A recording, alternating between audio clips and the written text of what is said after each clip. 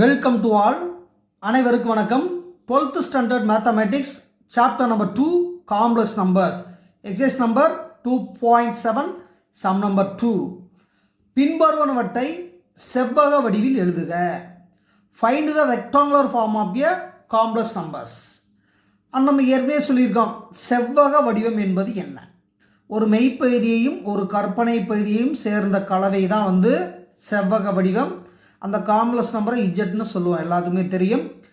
Rectangular ஃபார்ம்னா the combination of real part and imaginary part ரெண்டு mix பண்ணால் தான் ரெக்டாங்குலர் ஃபார்ம். அதுதான் காம்ப்ளெக்ஸ் நம்பர், நம்மளுக்கு எல்லாமே தெரியும். இந்த சம்மை பொறுத்தளவுக்கு 2 டிவிஷன் கொடுத்துருக்காங்க. அந்த 2 டிவிஷனுமே முக்கியமான சம்மு, அது தெளிவாக கவனிங்க. இப்போ 2 டிவிஷனில் ஃபஸ்ட்டை பாருங்களேன். cos pi by 6 plus I sin pi by 6 into cos pi by 2 plus I sin pi by 2. இது போலார் ஃபார்ம் ஆஃபிய காம்ப்ளெக்ஸ் நம்பர். இது போலார் ஃபார்மு, இது போலார் ஃபார்மு. இது ரெண்டையும் சிம்பிளிஃபை பண்ணி ரெக்டாங்குலர் ஃபார்ம் கொண்டு வரணும். இது மல்டிப்ளிகேஷனில் இருக்குது. இந்த செகண்ட் சம் பார்த்தா டிவிஷனில் இருக்குது. அப்போ cos pi by 6 minus I sin pi by 6 by 2 into cos pi by 3 plus I sin pi by 3. இது ஒரு போலார் ஃபார்ம், இது ஒரு போலார் ஃபார்ம். இதெல்லாம் சிம்பிளிஃபை பண்ணிவிட்டு ரெக்டாங்குலர் ஃபார்ம் கொண்டு வர சொல்லியிருக்காங்க.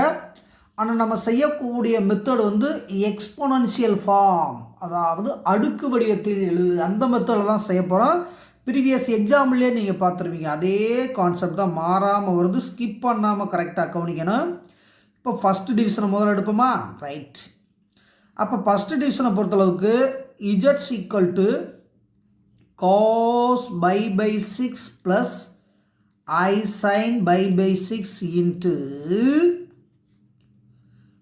cos pi by 2 plus I sin pi by 12. 2 கிடையாது, 12. ஓகேவா? இதான் சம். ஃபஸ்ட் டிவிஷனை முதல்ல தெளிவாக செஞ்சுக்குவோம். அடுத்தது செகண்ட் டிவிஷனை பார்த்துக்கலாம். இப்போ பார்த்தீங்கன்னாப்பா, இது என்ன ஃபார்ம்? Polar form. இது என்ன ஃபார்ம்? Polar form. முன்னால் ஆர் 1ன்னு அர்த்தம், வேறு ஒன்றும் கிடையாது. அது நம்மளுக்கு தேவை. அப்போ நீங்கள் செய்ய வேண்டியது தீட்டா தான். இந்த இடத்துல பை பை 6, இங்கே பை பை 6 கரெக்டாக இருக்கா? அப்போ ஒரு ஃபார்முலா வச்சுருக்கேன். என்ன சார் ஃபார்முலா? நல்லா கவனிங்க. இ பவர் ஐ தீட்டானா தெரியுமில்ல? Cos theta plus I sine theta. அப்போ இந்த வடிவத்துக்கு மாற்றி தான் செய்யப்போம். அப்போ e power I pi by 6 into இது எவ்வளோப்பா? E power I pi by 12. அப்போ எக்ஸ்பொனன்ஷியல் ஃபார்முக்கு மாற்றியாச்சு, அடுக்கு வடிவத்துக்கு மாற்றியாச்சு. அப்போ இந்த ஃபார்ம்லேருந்து இ ஃபார்முக்கு மாற்றணும், இந்த ஃபார்ம்லேருந்து இ ஃபார்ம் மாற்றணும். அப்போ இ பேஸ் கரெக்டாக தான் கூட்டிடலாமா? அப்போ e power I pi by 6 plus I pi by 12. ஓகேவா? ரெண்டையும் கூட்டிட்டோம். அதுக்கடுத்து இ பவர் ஐயை வெளியில் எடுத்துருங்க. Pi by 6 plus pi by 12. ஓகேவா? இனிமேல் என்ன பண்ணும்? எல்சிஎம் எடுத்து சிம்பிளிஃபை பண்ண போகிறீங்க. அப்போ இ பவர் ஐ, அப்போ 12க்கும் 6க்கும் எல்சிஎம் எடுத்து எவ்வளவு? 6ஆல் போட்டால் 2 டைம்ஸ் 1 டைம்ஸ் 12 தான் எல்சிஎம். அதனால் செஞ்சு காமிச்சிருக்கேன். அப்போ எல்சிஎம் எவ்வளவு? 12. 12 6ஆல் டிவைட் பண்ணிட்டால் 2, அப்போ 2 பை ப்ளஸ் 12 டிவைட் பண்ண 1, அப்போ 1 பை. அப்போ சிம்பிளிஃபை பண்ணால் என்ன போகுது? இங்கே பாருங்கப்பா. அப்போ இ பவர் ஐ 2 1 எவ்வளவு? 3 பை பை 12, ஒரு தடவை 4 தடவை. அப்போ e power I pi by 4, e power I pi by 4. அப்போ இதை என்ன பண்ணிடலாம்? எக்ஸ்பேண்ட் பண்ணி எழுதிடலாம், விரிச்சு எழுதுங்க. அப்போ இ பவர் ஐ தீட்டானா என்ன சொன்னோம்? Cos theta plus I sine theta. அப்போ cos theta plus I sine theta E power I theta எழுதலாம். இ பவர் ஐ தீட்டாங்கிறத இப்படி எழுதலாம்ல, மாற்றி எழுதுங்க. அப்போ இது cos of pi by 4 plus I sin of pi by 4, cos of pi by 4 plus I sin of pi by 4. இப்போ cos pi by 4 எவ்வளோ value, sin π/4 எவ்வளோ value. அப்போ cos π/4னா cos 45 டிகிரி. அப்போ 1/√2. sin π/4னா அதுவும் 45 டிகிரி தான். அப்போ sin 45 degree எவ்வளவு, 1/√2. இந்த டேபிள்லாம் உங்களுக்கு தெரிஞ்சிருக்கும். அப்போ சைனும் காசும் 45 டிகிரி தான் வந்து ஈக்குவலாக இருக்கும். அந்த அடிப்படையில் இது எவ்வளவு, 1/√2 ப்ளஸ் I sin 1 இது சைன் வேல்யூ தான் 1/√2.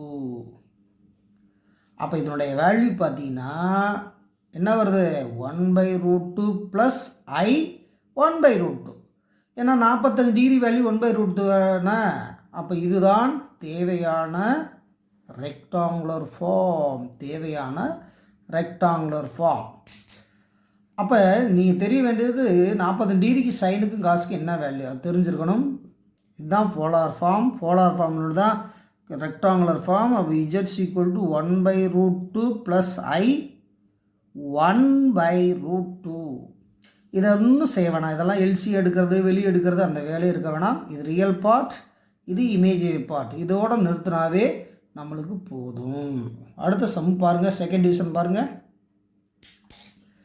அப்போ செகண்ட் டிவிஷனை பொறுத்தளவுக்கு அப்படி எழுதுங்கப்பா, சம்ம முதல் எழுதுங்க.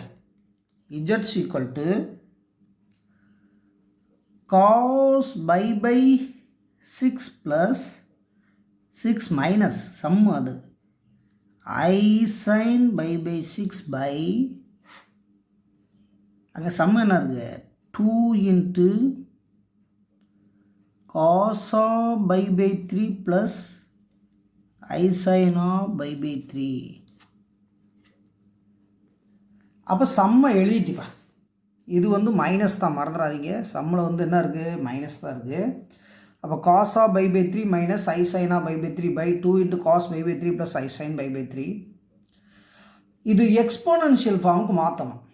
நல்லா தெரிஞ்சுக்கோங்க. இந்த இடத்துல வந்து எழுதுகிறேன், கொஞ்சம் நல்லா தெரிஞ்சுக்கோங்க. இது ஃபார்முலா தெரிஞ்சுக்கணும் இல்லையா. அப்போ e⁻i⁻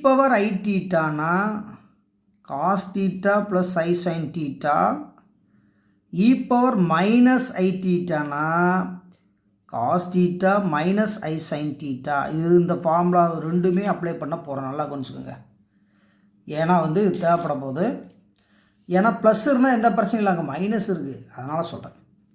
அப்போ e⁻i/6 பை 2 e⁻i/3. அவ்வளோதான்ப்பா. இதை நீங்கள் எழுதிட்டாவே ஒரு பிரச்சனையுமே இல்லை. இந்த இடத்துல மைனஸ் எப்படி போட்டால் அதுதான் முக்கியம். இருந்தா இங்கே மைனஸ் இருக்குல்ல, அதனால் இங்கே மைனஸ் போட்டுருக்கேன், வேறு ஒன்றும் இல்லை. அதான் எழுதிக்க மாதிரி இருங்க. e⁻i⁻ cos θ plus I sin θ, e⁻-i⁻ cos θ minus I sin θ. அந்த அடிப்படையில் இங்கே என்ன போட்டிருக்கோம், மைனஸ் அப்ளை பண்ணியிருக்கோம், மறந்துடாதீப்பா.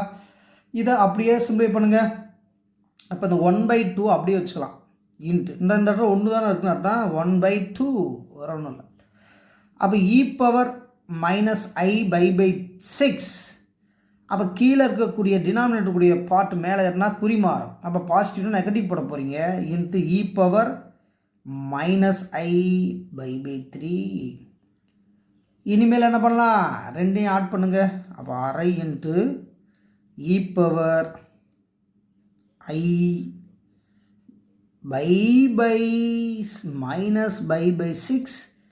Minus I/3. அப்போ இதுலேயும் மைனஸ் வருது, அந்த வந்துட்டு போகுது. நம்மளுக்கு தேவை ஆன்சர் கான்செப்ட், அவ்வளோதான். இப்போ இந்த ஐயை காமனாக வெளியே எடுக்கலாமா. அப்போ மைனஸ் ஐயை கூட காமனாக வெளியே எடுக்கலாம், அல்லது ஐயவே எடுங்க. அப்போ 1/2 e⁻i வெளியே எடுத்துட்டா மைனஸ் π/6 மைனஸ் π/3. இதை எல்சிஎம் எடுத்து சுருக்கி போட்டுடலாமா. அப்போ அரை e⁻i. அப்போ எல்சியம் 6. ஏன்னா 6க்கு 3க்கு எல்சியம் எவ்வளவு, 6.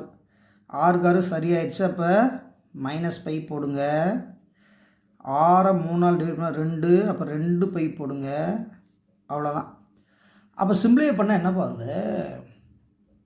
அப்போ சிம்பிளை பண்ணால் அரை e⁻i -3 எவ்வளவு 6 ரிசல்ட் வந்துருச்சு. நல்லா கவனிங்க. 1 3 3 2 3 6. அப்போ ஆன்சர் பார்த்தீங்கன்னா அரை into e power I into -π/2. அந்த மைனஸை வந்து வெளியிலோட வச்சுக்கலாமா? அப்போ அரை இன்ட்டு e பவர் -I/2. இதை ரிட்டர்னில் மறுபடியும் பழைய மெத்தடு எழுதிருங்க. அப்போ பழைய மெத்தட்னா எல்லாமே நம்மளுக்கு தெரிஞ்சதான். e பவர் I தீட்டானா பாசிட்டிவ். அப்போ cos theta plus I sin தீட்டா. e பவர் -I தீட்டானா cos theta minus I sin தீட்டா. இப்போ தான் சொன்னோம். அந்த பேசிஸில் அரை இன்ட்டு, அப்போ இந்த -I வந்ததுனால நெகட்டிவ் இந்த பார்ட் போடலாமா? e பவர் எப்படி எழுதலாம்? cos π/2 மைனஸ் I sin π/2 எழுதலாம். ஓகேவா? அப்போ இதை வந்து இந்த மெத்தடில் இந்த மைனஸ் வந்ததுனால இங்கே மைனஸ், இங்கே ப்ளஸ் வந்தால் இங்கே ப்ளஸ், இங்கே மைனஸ் வந்தால் இங்கே மைனஸ். அவ்வளோதான். இது ஃபார்முலா, எக்ஸ்பொனென்ஷியல் ஃபார்முலா. இனிமேல் ஒன்றும் கிடையாது. அப்போ அரை இன்ட்டு sin 90 டிகிரி என்ன? cos 90. அப்போ π/2னாவே எல்லாத்துக்கும் தெரியும் 90 டிகிரி. அப்போ sin π/2னா எவ்வளவு? sin 90 டிகிரி எவ்வளோப்பா? அப்போ sin 90 டிகிரி மதிப்பு எவ்வளவு? 1. அப்போ sin 90 டிகிரி எவ்வளவு?